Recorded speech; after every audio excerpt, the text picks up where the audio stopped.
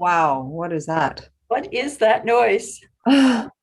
That's interesting. Anyway, I would like to call the regular council meeting of June 28th to order. And first, I'd like to say to anyone that has a question, they don't need to wait till question period. They can send their question in at any time, and please send it to email at info@cumberland.ca using question period. And we will receive your email. Okay, so first item is the approval of the agenda. Oh, Move approval. With the addition Sorry. to 6.1. one. Okay, all in favor? Carried. Next are the minutes. Approval of the minutes. Move. Yeah, Minus. approval. Yeah, so with the amendment to remove under 6.5.5, Councillor Sullivan's report, so that we can receive it today. Seconder, Second. all in favor? Carried. And the committee of the whole minutes. We receive. Second. All in favor? Carried. No delegations, unfinished business.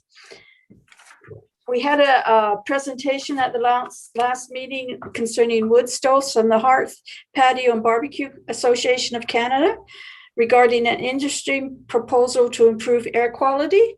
And we said officially that we would give them what we believe to be our answer at this meeting.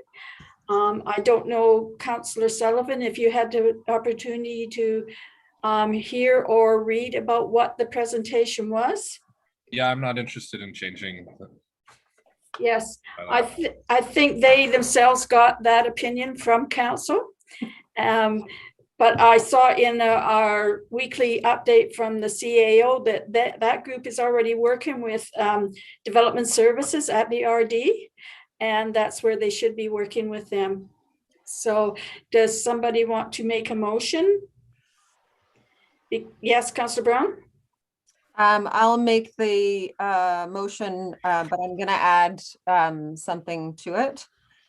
So I'll move that council refer the Hearth Patio and Barbecue Association of Canada request for an industry proposal to improve air quality to the Comox Valley Regional District Air Quality Roundtable with the recommendation to support their 3 pillars of locating a source of dry seasoned wood, continue the exchange program, and add comprehensive public education. Okay. Any further discussion or comments? Do you have a seconder, please? Councillor Spruill, all in favor? Carried.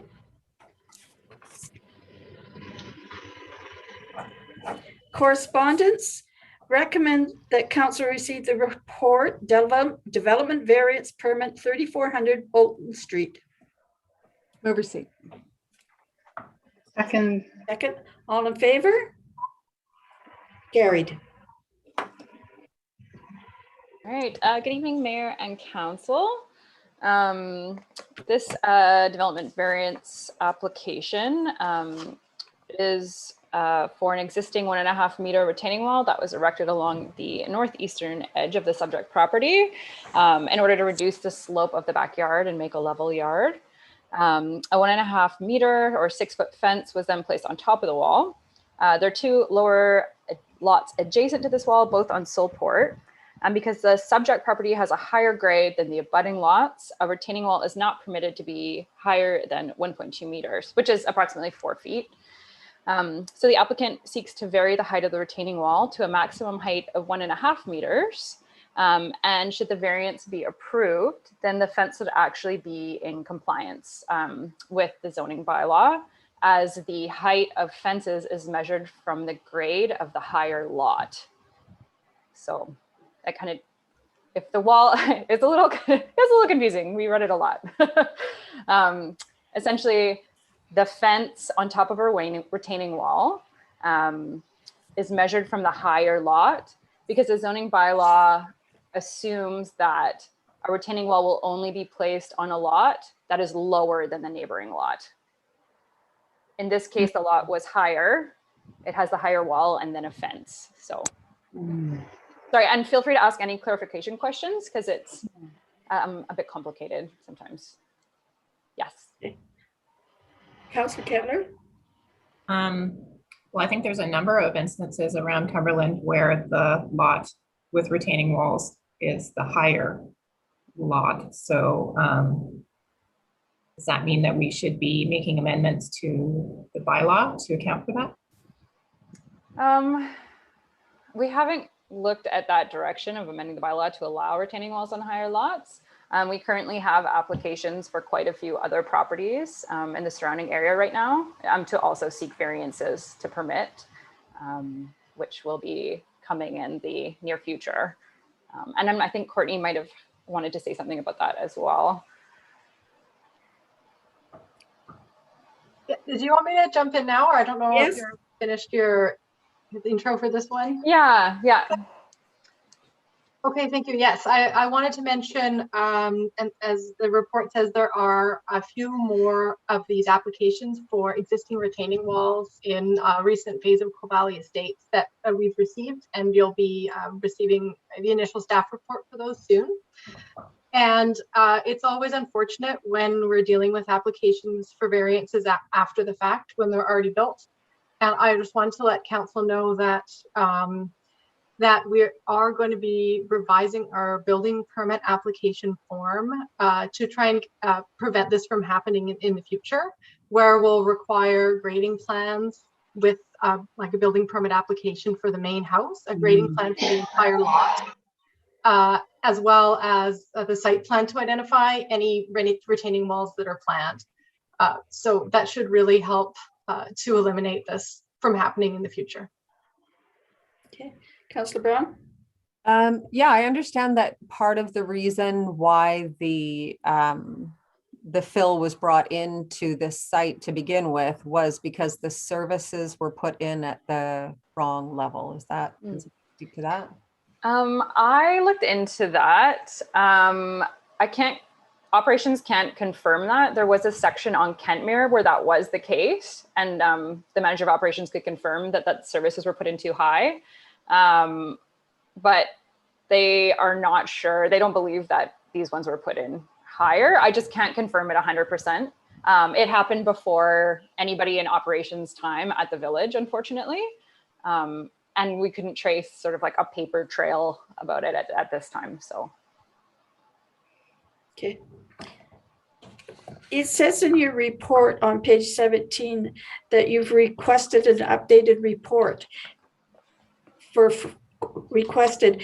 Would this go to the APC without that information? Well, we have received an updated version of the report. However, it doesn't contain all of the information that we're looking for. So we are going to be, I think potentially Courtney is going to be meeting with the engineer and the builder to discuss sort of some of the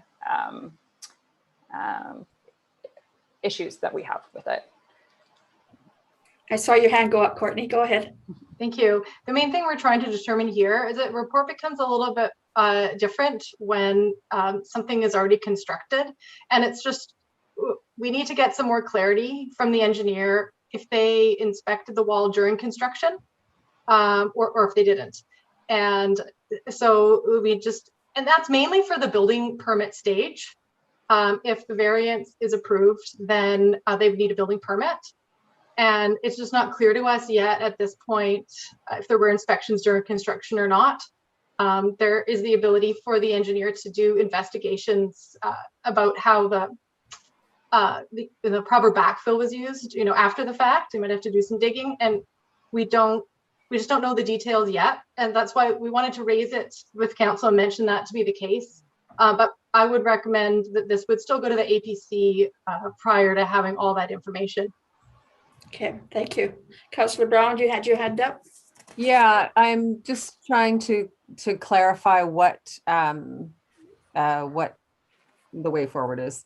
So, so if the fence is removed, if the fence was lowered by, I think, half a meter is what I tried to figure out from the math, that would make it conforming now? Or is it, what makes it conforming? Is there a way to adjust it, adjust the height of the fence to make it conforming, or does he need to deconstruct the whole thing? The main issue is the retaining wall. So a retaining wall under 3.9 feet or 1.2 meters, I believe, is considered a landscape wall and doesn't require engineering or a building permit. However, this wall is over that maximum height, so it does require a building permit and engineering.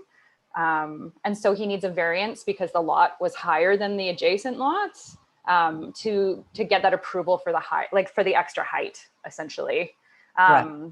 And then if that variance is approved, or if this variance is approved, then the fence can be measured at grade of that higher lot, and it would be permitted at I think it's 6.5 feet. Right. But right now, the main issue is the retaining wall. Right. But the mitigation moving forward for the neighborhood, I think, is more about the fence. So, and I wouldn't want to give the variance on the retaining wall and not be considering the fence, because the fence is another 6 feet tall, and that's the problem with the neighbors. Yeah. So the maximum height for retaining wall and fence combined is only 6 feet in the zoning bylaw. So they'd still need a variance for the fence. Like, it would be a quite short fence on top of a retaining wall that's over height. So it might look kind of funny, like a 2.5 foot fence or something like that in some of the situations. So by getting the retaining wall sorted out, then it kind of gives more leeway for a regular size fence potentially. And some of the retaining walls are quite high. So I know that there's fall concerns for children in the backyard. So that's why they end up putting the really tall fences up. So. Councillor Brown? Yeah, so I note that in other areas of Coal Valley Estates, there are retaining walls as high as 5 blocks. And so but those are fine. Like, what, I'm not sure how we're managing the whole concrete block retaining area, and they are quite prolific. Yes. Yeah. We hear a lot of inquiries from residents in the neighborhood about them. So I'll have to, this is before my time at the village, but from what I understand is some of the walls, like I know on Soulport, I believe that was part of the Coal Valley, the subdivision phase. So those weren't put in by builders, that was approved as part of subdivision. So I know some of them are sort of separate. And then we've just been following up with bylaw complaints because a lot of the time we don't even, without doing a site visit, like planners actually going to the site sometimes, we just don't know that they're in. And, you know, the building inspectors check code, but they're not always totally familiar with our zoning bylaw, like the details of heights of walls and whatnot without us reviewing it. So that's why a lot of them have come to light lately, and it is a bylaw enforcement issue. And I think we're probably going to see quite a few more, because there's also a safety issue too with the height if they're not engineered. A 5 block wall without engineering could potentially be a hazard. So we're definitely following up on as many as come into our office. Okay. So is that the responsibility of Coal Valley owners, or is that the person that's actually building on the property? I think a lot of them are the builders. Like I said, I think there was that earlier phase. I'm not sure exactly, maybe 5 or something like that. The one between the older part of Cumberland and I think Soulport. I know that one specifically was part of Coal Valley, and I think it was engineered as part of the subdivision phase. Yes, it was. Mm-hmm. Yeah. So again, it's sort of like looking through all the old files and trying to understand, because none of us were here at that time. So trying to figure out which ones were part of subdivision and which ones were made by builders. So we're trying to put it all together. Okay. Yeah. Councillor Brown? Yeah, so I think it's complicated to bring this one forward when we know that we have 8 in total, and we should be treating them relatively similarly, I would think, in order to be fair, that they are mostly in a similar neighborhood. So when we refer this to APC, are they going to get the whole lot of them? Or I feel like we should be considering them all at the same time so that they're in context. So that, Courtney? yeah. Thanks. I think council has a couple of options. You can ask that they all go to APC at the same time. You could. That would make this applicant, who is the first to submit theirs, wait, but you can weigh those options. Alternatively, you could ask staff, to maybe send this one to the APC now, but perhaps you want to make a decision on them all at the same time after the rest have come in. So I'd say those are a couple of options that you have. Okay. Councillor Kettler? Thanks. Yeah, I agree with Councillor Brown that we don't want to do each of these piecemeal, and as the planners have said, that there's probably more than just in that little neighborhood to come as well. So I think it's better that we consider some broader bylaw changes in regard to this rather than doing it piecemeal. Councillor Sullivan? Hard. There we go. Thank you. Just looking at the 1.3 to 1.5 is only 1 foot. So they're only asking for 1 foot of a variance. On the fence. Yeah, just the fence, sorry, on page 23, the neighbor's fence. Sorry, so I'm reading from on page 25, one of the residents who's got the picture from behind. That just looks like I guess it's the neighbors who built the fence behind there. That isn't, and then he built the new higher fence. I guess the neighbor's complaining that why didn't he just make it the same length or height as the other fence? So this other fence is conforming though, obviously, the neighbor's back fence. I haven't been out. I haven't confirmed the height. It looks pretty. I mean, I don't know. I haven't been onto their property to measure it, but Yeah. I won't say yes or no, but it looks. I agree with council. Yeah. Yeah, this is definitely something that needs to be all packaged together instead of piecemeal for sure. So whatever we got to do to figure that out. Yeah. What I think. Hey, Councillor Sproul? Yeah, the letter from the neighbors or people in the area tells it all, really, that the person says it's odd that the owner of the lot on Bolton did not apply for a variance before installing the fence. I mean, we see on page 17 that there was, how many? 8 properties with overheight retaining walls. Are people not understanding that they have to get the correct permissions for their application? It's very frustrating that people build first and then expect to get forgiven afterwards. It's all written down quite clearly in multiple places, so it makes me disinclined to support these kind of variances. So I'm not sure how I think about how we'll vote. Hey, Courtney? Thank you. I just want to let you know, for this particular application in front of you, the current owners are not the builder. Oh, okay, yeah, Mm-hmm. that makes a difference. Yes. Well, if you look at page 23, it looks not bad, but when you look at page 25, it looks really bad. Oh, yeah. Quite a difference. So I would like to agree with the rest of council that we need them all at the same time. I think it would be really unfair to do one at a time. I think we should do them all together. And unfortunately, that means that this homeowner is going to have to wait a little bit, but I think that would be the best way to do it all together. Councillor Brown? Yeah, I'll move that. Just to note that you know, he's waiting for his variance, but the fence is built, the yard is built. We're not holding up, you know, his life It's in dreams. or anything. Oh, maybe we are, Courtney. Uh-oh.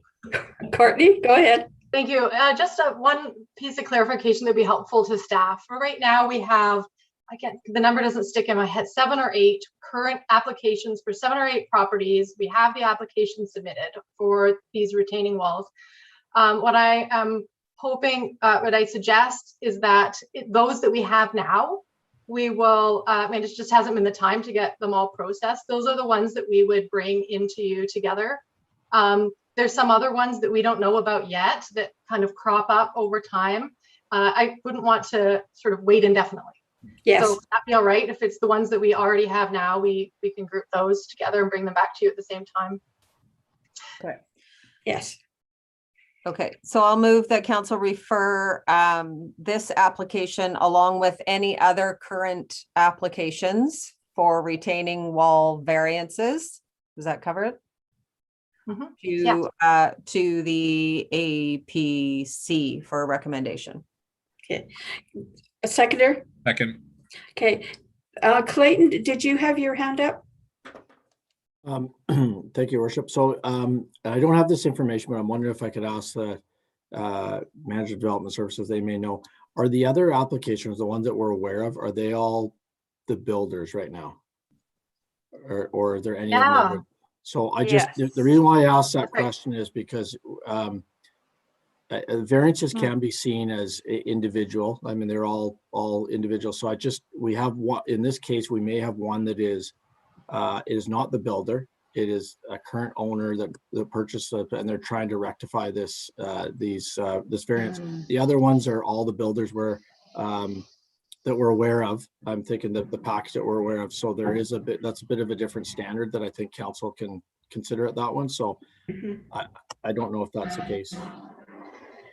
I think we would take that under advisement when the rest come forward.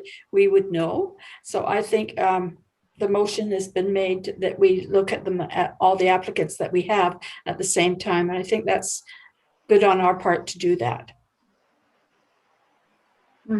So everyone in favor of the motion? Approved. Carried. Thank you very much. Next, that council received the report development permit 4723 Cumberland Road referral to APC. Oversee. Second. All in favor? Carried. All right, this one is a development permit application for an accessory dwelling unit at 4723 Cumberland Road. So the property owners of 4723 Cumberland wish to construct a 2-story, 89 meters squared or 960 square foot ADU at the rear of the property in the location of a current existing garage/workshop, which will be demolished. The gross floor area of the ADU comes in at under the 75% permitted.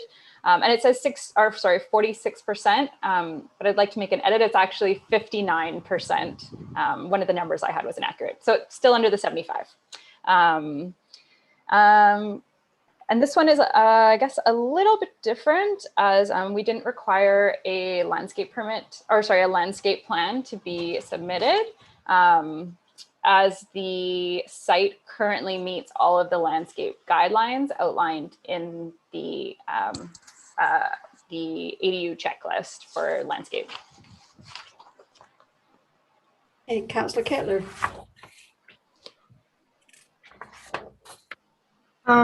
Yeah, this actually came with a really detailed stormwater management plan and some, I guess, critique of our bylaw in it around stormwater management, saying that we could improve regulation around flooding and that we could improve our climate change scenarios.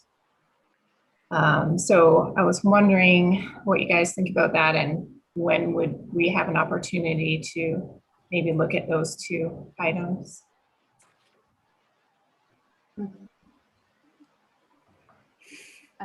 Sorry, I'll pass that one to Courtney. I'm gonna have to look into that a little bit more and get back to you if I could. Thank you. Thanks. Okay, Councillor Brown?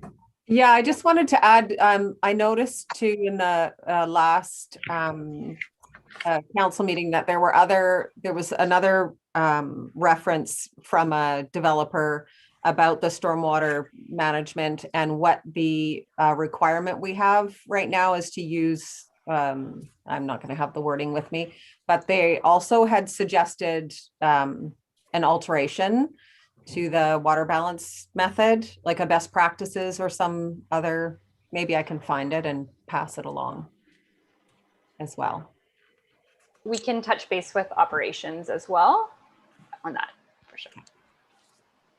And Councillor Sullivan, you have anything?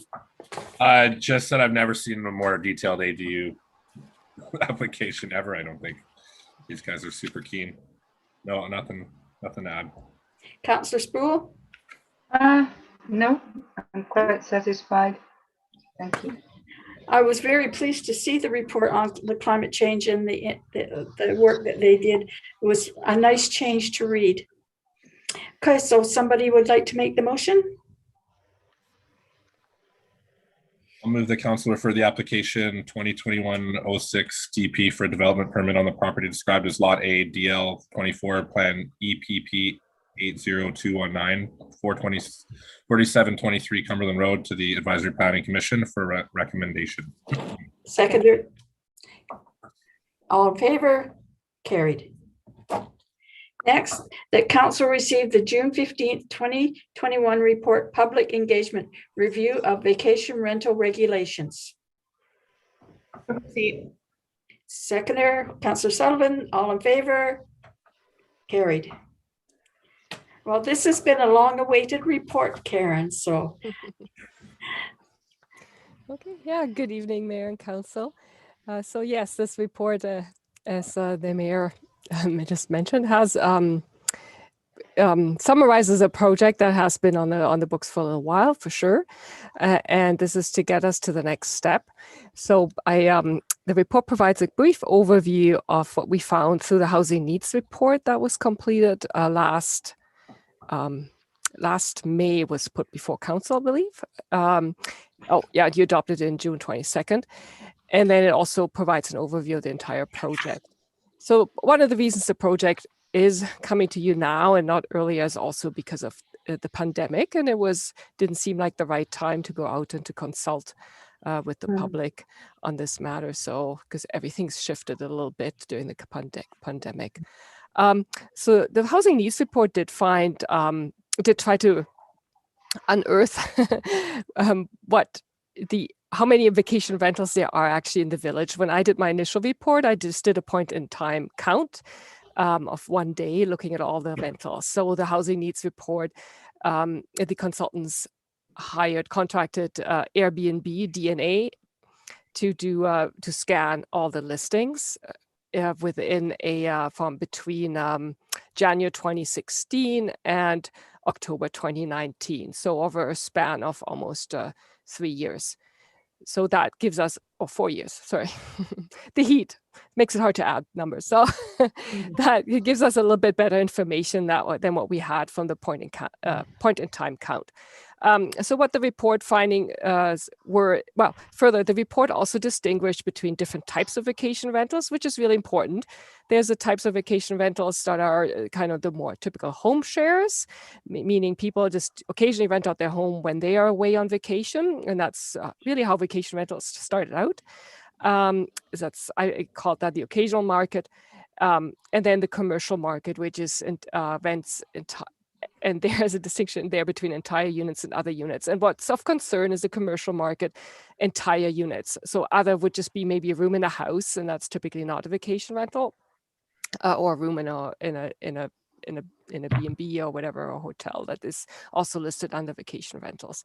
So when you look at the table 1, it just shows you where we're at with vacation rentals. So entire units, commercial units are the ones that are of concern. And there was 38 that was in October 2019 when they stopped. That was the last date that the Airbnb DNA scan was done.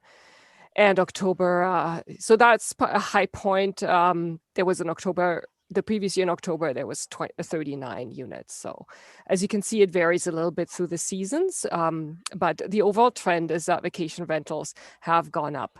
So from when they first started measuring, so 2016 and to October 2019, you can see quite an increase in vacation rentals, and that's figure 1 kind of shows that trend. And most of the growth in the trend of vacation rentals is due to that commercial market, which is the units that are rented commercially, not just by someone who's just away once in a while and then rents out their unit. So the rental market, the occasional market, has stayed relatively constant. If you see in table 1 again at the bottom there, there was a bit of an increase, but not the same as the commercial units. So that is a bit of a concern for sure. There is a growing trend. We don't have the same issue by any means as some other jurisdictions that draw a lot of tourists like Tofino or Hornby Island or potentially Cortez Island, but we do definitely see an increase in vacation commercial units being rented. Why is this a concern? Well, of course, if entire homes are rented out or accessory dwelling units in the rear yard, that takes those units from the long-term rental housing market. And rental housing is really tight in the entire Comox Valley and really probably on the entire island. So we're looking at, we're trying to discern the impact that the vacation rentals have on the housing stock.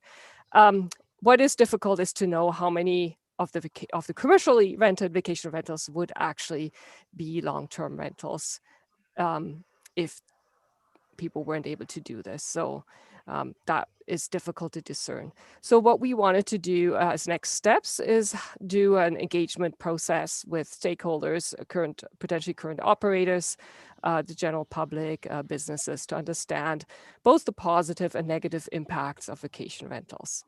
I mentioned a little bit the negative impacts. They potentially pull units from the long-term rental housing market. At the same time, because Cumberland, as we all know, doesn't have a hotel or hotels, they do provide overnight accommodation for visitors to the village, and it keeps them in the village, meaning they frequent local restaurants, pubs, and shops rather than going to Courtney overnight, say after they recreate here during the day. So there's definitely benefit to vacation rentals to the village. In my when the report previously came to council, it was referred to the committees, and I attached the comments from the committees.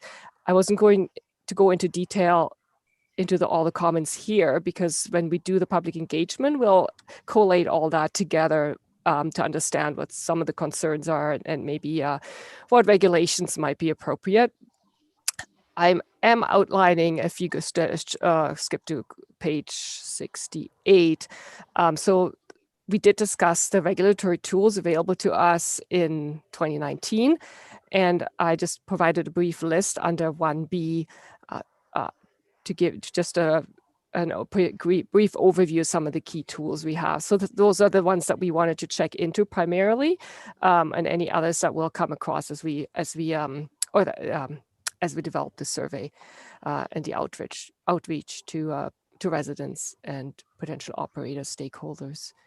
Yes, and then aside from the online service, we're also planning workshops, and they may be online and in person. We'll see how we're doing with the pandemic and what the possibilities are. And then throughout the project, there would be some public communication about vacation rentals, linked to our surveys. We try to make sure we get a good response rate to the survey as well as the workshops. And then we would come back to you with an analysis of the public comments and a recommended approach to address vacation rentals in the village. So, yes. Any questions? Councillor Sullivan. No, I don't have any questions. Super excited for this coming up. What I will comment on is how thorough the committee recommendations are, revisiting those. And it seems like a lot of people really have a lot of good ideas about moving forward. We just need to do it, and we need to get the surveys. Hopefully, the people who have the Airbnbs will really pipe up and show up, and we'll really get a good, wholesome view of what we really need to do moving forward. So I'm super excited to see this. Thanks. Councillor Sproul. Oh,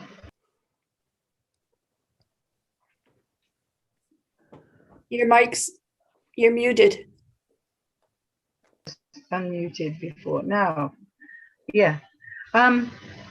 Whilst we all are aware that Cumberland does not have enough hotel rooms for all the visitors, and we would like to keep visitors here. That is a big initiative, but I'm concerned that they will take away from long-term rental. I mean, it makes sense that if the owner of the property makes twice as much doing it one way, then why should things change? I do know that I think it's in the Nanaimo Regional District on Gabriola Island specifically, they don't allow short-term rentals because there's such a desperate need for housing over there. So I don't know if we're prepared to go all that way here, but maybe so much percentage of rental housing could be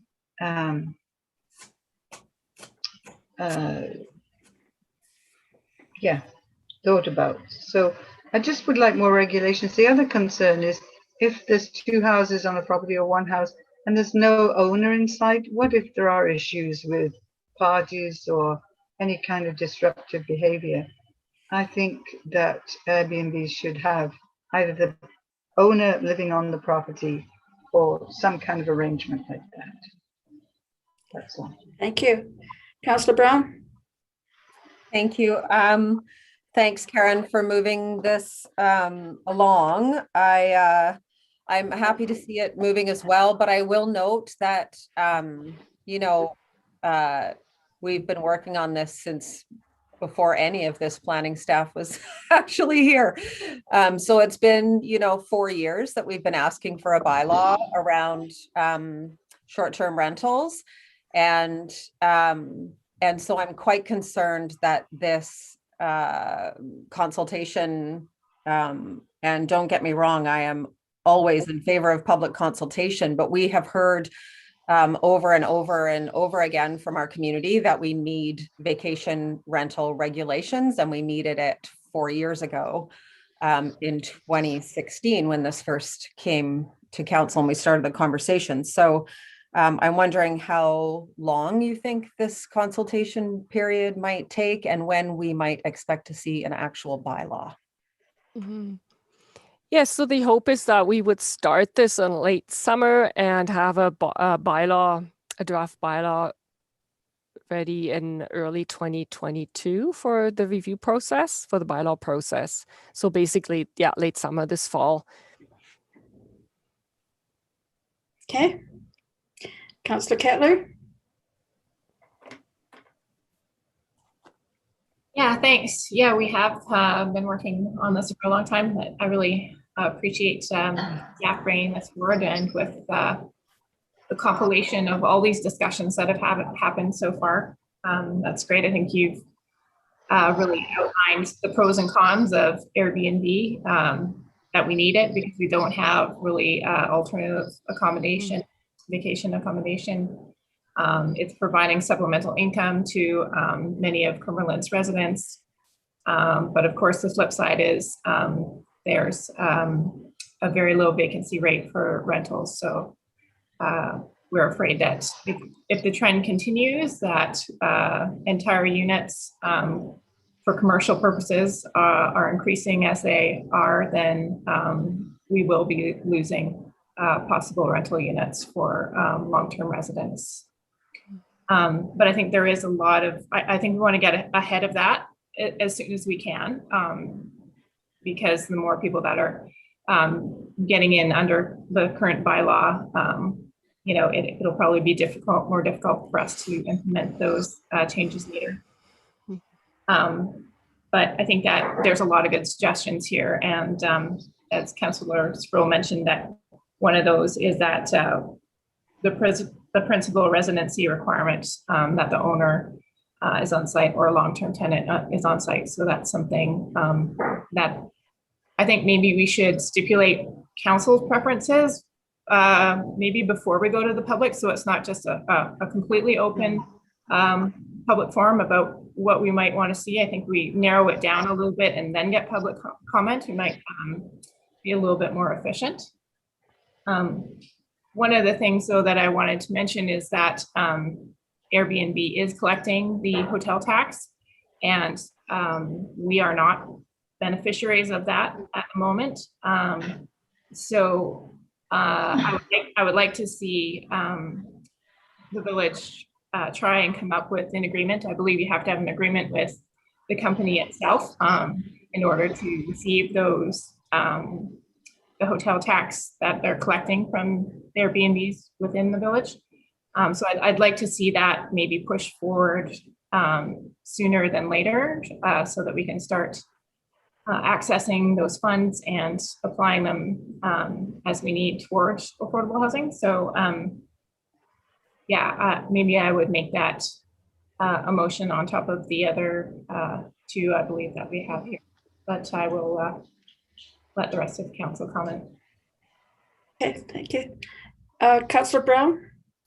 Yeah, thank you. I appreciate that, Councillor Kettler. I wonder if it would be, since we have had this conversation multiple times and council's given direction on having an owner on site, having signage on site, and other direction, that we could frame, start the consultation with the start of a bylaw, as well as all the feedback that we've in the conversations that we've already had, so that we're starting, like Councillor Kettler said, not from zero, but from this is what we're proposing and asking for concerns and contributions from there.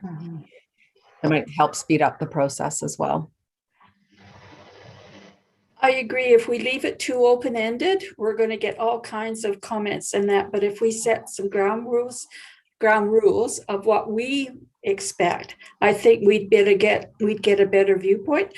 I like the issue about the tax from because Airbnb's company knows who's doing Airbnb, and that's a good way for us to find out who's legal and who's not in our own community.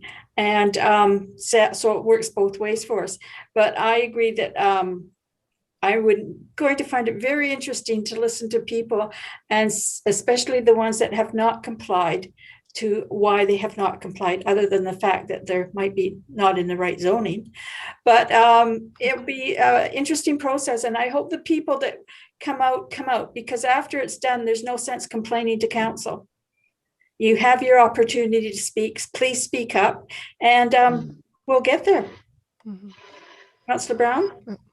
Yeah, I just wanted to add, one of the things I heard another community doing as well is limiting, so not limiting how many vacation rentals you can have, but limiting how many you can have in a neighborhood. So per block, you allow 2 or something, so that the impact on the neighborhood is mitigated, and you don't end up with a whole block, for instance, becoming vacation rentals. So Karen, you had your hand up? Yeah, just a thought.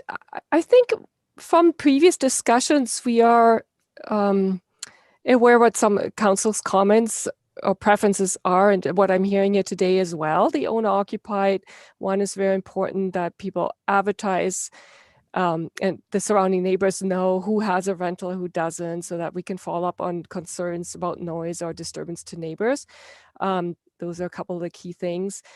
And I think I would rather not present a bylaw for review, because bylaws are for planners.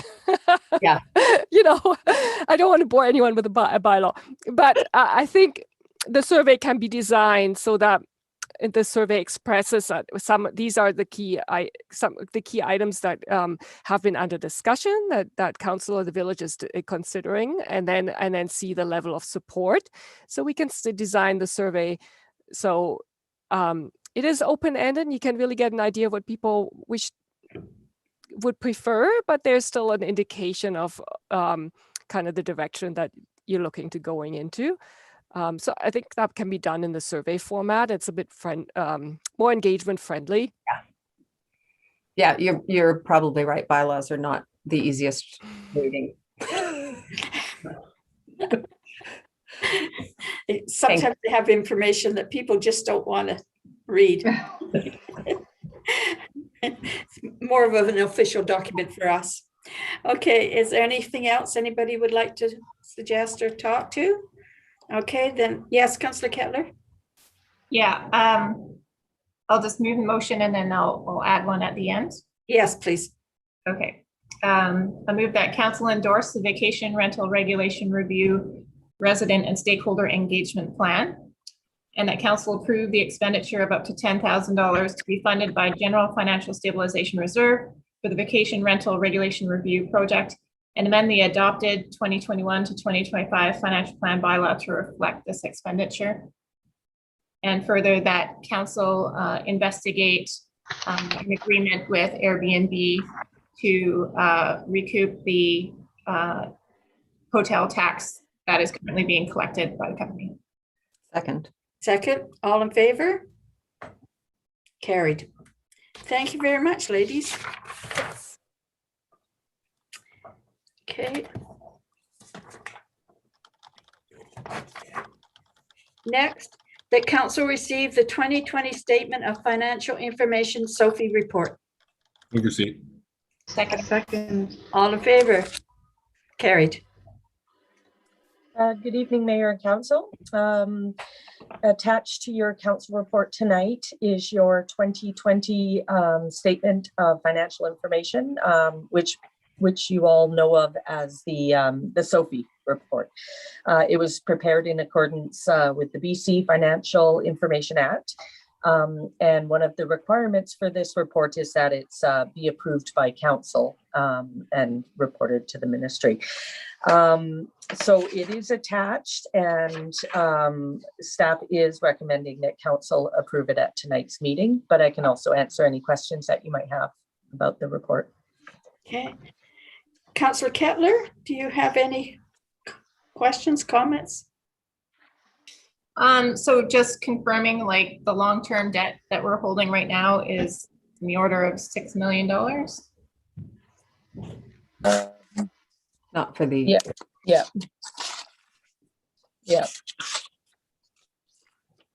That's confirmed. For Yeah. these financial statements, though, didn't we incur that debt after December 2020?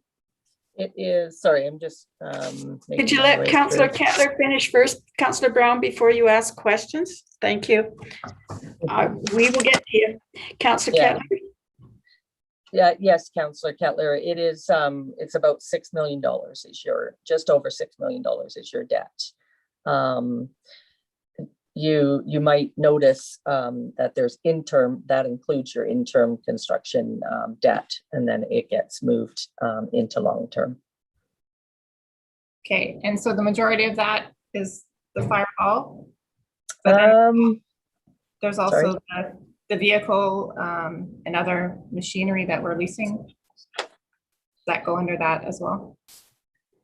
Yes, through the mayor. The majority of that just over $6 million of debt is actually just under $2 million for the fire hall. So the following will be another 2 in next year. But you've got your short-term land purchase debt, you've got your equipment, your water supply, $1.5 million for the water supply treatment. And then you have some hangovers for the sanitary sewer debt from a number of years ago. That's still going. Okay, great. Thanks for that. You're welcome. Councillor Sproul? No, I actually looked through all of this. It's complicated, but everything balances. I'm happy to see all our reserves. I keep going, was it as complicated as this 20 years ago? But there's so many things that we're involved with, and everything is divided up. I was interested on page, I think it's 89. There's a bit of a muddle with the numbering. Development cost charges just don't seem like very much. 2020 actual is 1,835, and then in 2019 actual 46,046. I don't understand why there's such small numbers. Is that as much as the development was going on at those particular years? Through the mayor, that is just revenue that's brought in from the reserve. It's actually not what you've collected. It's just what you bring in to cover whatever project is done in that year. It relates the timing of the project that it's used for. But so when you collect your development cost charges, it goes into a restricted reserve. It doesn't hit the revenue ever until you actually use it. So it's only, and that was just a little bit of revenue to cover your DCC bylaw review as a carryover. So Right, that's why it's so small. Yeah. Okay, Councillor Sproul? Oh, I think so. There was one other thing. Sorry, I'm not moving fast enough. Maybe go ahead and I'll. Okay. No, I think it's all good. Okay, Councillor Brown? No, I just wanted to draw the public's attention to the fact that and correct me if I'm reading this wrong, Michelle, that our annual tax revenue is just over $1 million, property tax revenue. On Schedule 4 is where I got that. Sorry, what page are you looking at, Councillor Brown? I don't have a page number. I didn't write down a page number, but it's Schedule 4. Oh, Schedule 4. Okay. It's not just over 1 million, so I'm just gonna have a quick look. So it's tangible capital assets at 9.6 million, 4 million in buildings, and annual tax revenue just over 1 million. I'm just wanting the public to understand the budget we work with and thought that might be helpful. So if that number's wrong, feel free to correct it for clarification. And so through the mayor, we actually, if you go all the way to the right, that Schedule 4 is a segmented statement. So you're actually just looking at the general government when you look at 1 million. But when you go all the way to the right, you see totals. And so you see 3.7 million is over there. Right, but that includes the grant we get from the government, right? Not the revenue we're generating from property taxes. That's what I was trying to set apart. Right. That is, sorry, just bear with me here. Sorry.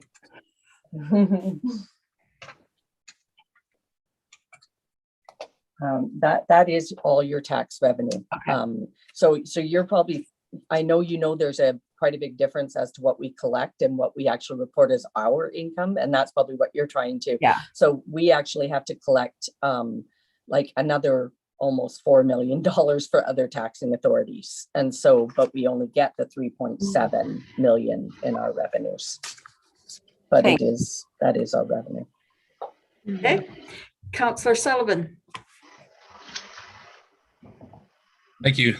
No, I don't really have anything that stood out other than the fact that we pay Blue Cross $176,000 a year. So I think being in the insurance company is a real good business. I haven't used any of mine really this year. Anybody? It's a lot of money for the municipality to pay out. Hopefully, yeah, it's working. But anyway, no, thanks, Michelle. Okay. Thank you very much. Very well done, Michelle. And it's seems to be getting longer every year. More money. Yes, a lot more money. So that's positive too. We seem to be doing a lot of things, and it's nice. You must have lots of your hands in every department and keeping us all legal. I love to hear that. Thank you for another well done job this year. Okay, so we can have the motion. Okay. Sorry. I'll move that council, are you ready? Yep. Go ahead. Someone. I was gonna let Gwen do it. That council, Okay. the Corporation of Village of Cumberland's 2020 Statement of Financial Information and filing with the ministry. Seconder, Second. all in favor? Carried. Next, Okay. recommend that council receive the National Day of Truth and Reconciliation recognition and statutory holiday report for information. Move receipt. Second. All in favor? Carried. Okay, thank you. So this report is just to provide you with information regarding that the federal government has adopted a new statutory holiday starting September 30th of this year, and it'll be September 30th of every year. It is to recognize the National Day for Truth and Reconciliation. This statutory holiday seeks to honor First Nations, Inuit, and Métis survivors and their families and communities, and to ensure that public commemoration of their history and the legacy of residential schools remain a vital component of the reconciliation process. As per our collective agreement, the village will be recognizing this statutory holiday, our expectation, as per our other statutory holidays, is that all the village facilities will be closed on the September 30th in recognition of this statutory holiday. We also, just one final note, with recognition of the importance of this National Day of Truth and Reconciliation, we will ensure that the day is forefront in the employees' minds prior to them having this day, this statutory day. We'll ensure that to recognize it. So, and I can answer, might be able to answer some questions. Does anybody, Councillor Sproul? I'm totally together with this. This is really a great idea. So yes, I support that. And it looks like staff has looked at the technicalities of union agreements, etc., etc. So fabulous. Councillor Sullivan? Yeah, I support closing this year. Was that the question? Yeah. Councillor Kettler? Yeah, I think, it's a small step for the federal government. I hope by the time that September 30th rolls around that we will have actioned a lot more of the truth and reconciliation actions that have been put forward, and hopefully made more headway. I hope they put some priority on the many things, the list of things that have been suggested as far as moving reconciliation forward. Yeah, so it's a small step, but I certainly support it and support us closing our offices for that stat holiday. Okay, Councillor Brown? Yeah,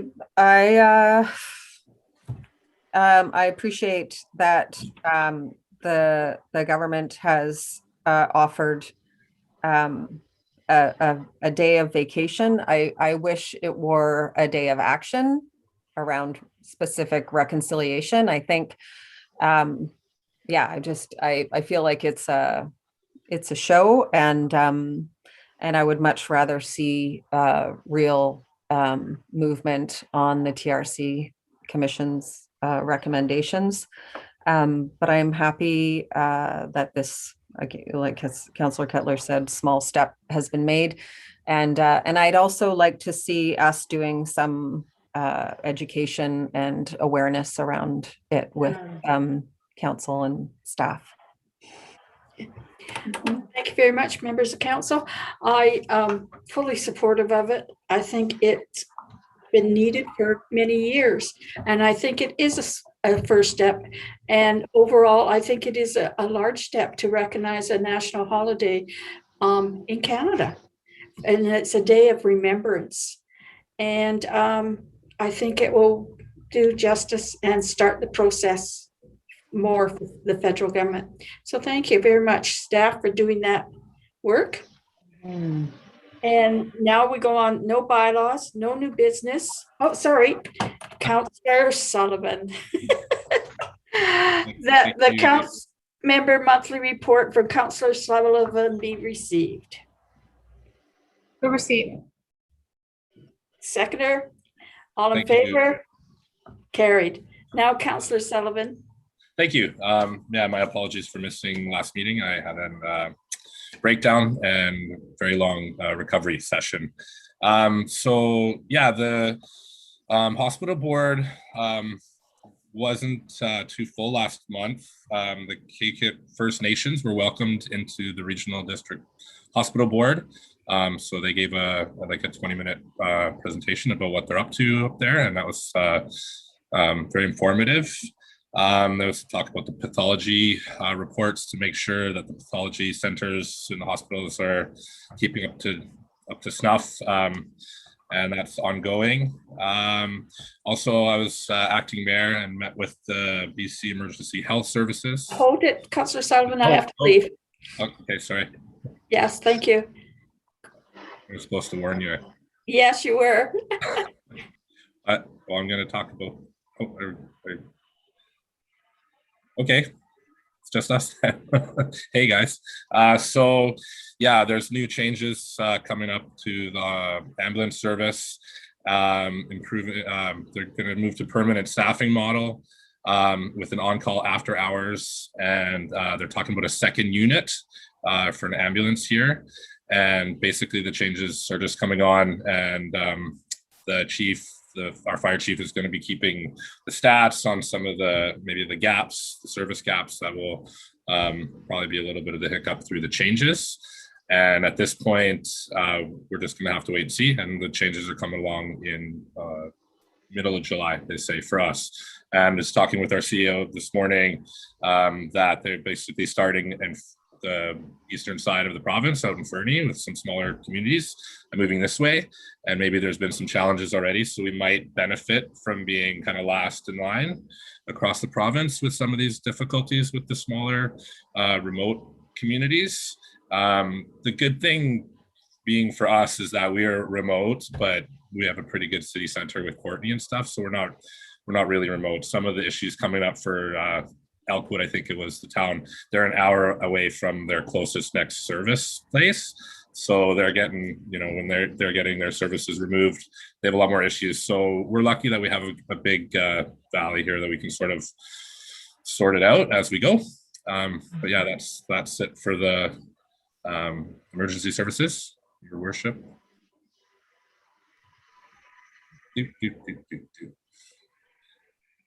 Hey. And now you're on mute, Your Worship. Thank you. My little box came up. I got to enlarge you guys. Nice.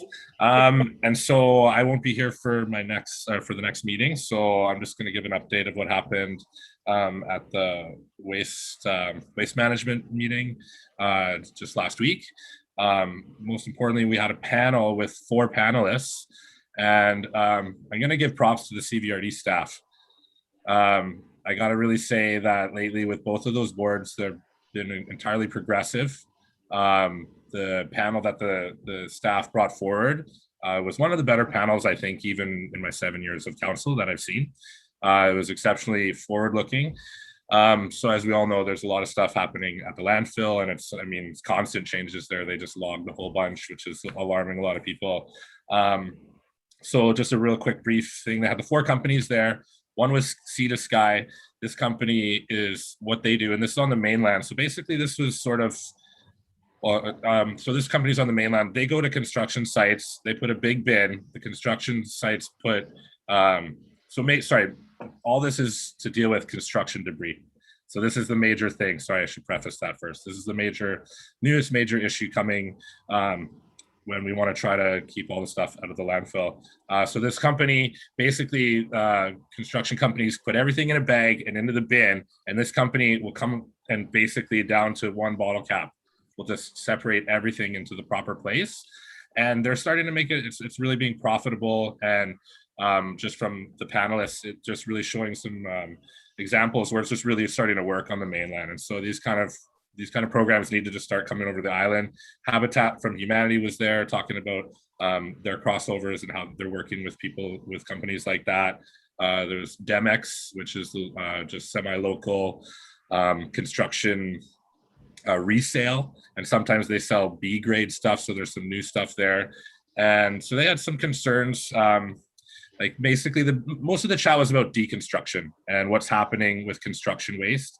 And this company called Unbuilders, what they do is basically they're just talking about, instead of demolition, we on the island have all this second growth within our homes, and they're just deconstructing the homes. Instead of demolition, they're deconstructing, and instead of a pile of rubble going to the dump, there's all this second growth wood within the houses. So this company, Unbuilders they're called, and Heritage Lumber. So it's this dual thing. They're basically deconstructing, but then also being able to resell this lumber that is far better quality than any of the lumber that they're making today.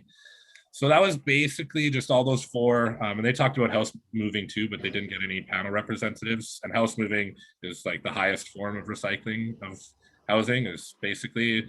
So it's just really refreshing to see the direction that the staff is bringing to the board, because the board is really, and the community just really needs to reduce our waste and deconstruct and stuff like that. So basically it's just, there'll be a report about that, and just moving forward, there's no more meetings for the summer, but in the fall, I think could be a really good push to deconstruction.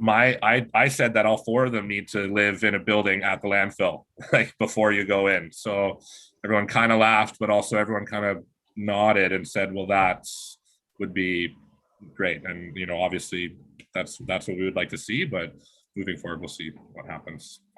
So that's it. Councillor Brown.